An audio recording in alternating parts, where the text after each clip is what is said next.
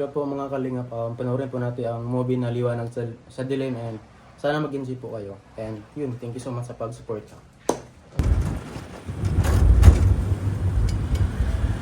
Ako muna sinalero siya ng grocery para may pasalubong ko sa kanya.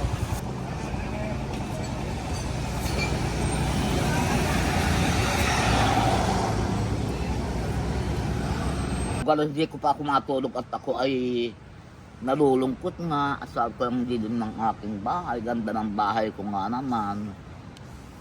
Ay gaya naman. Wala akong ilaw. Ang sabi noong kasama ni Edo dito dati. Nanay, papailawan ka na namin.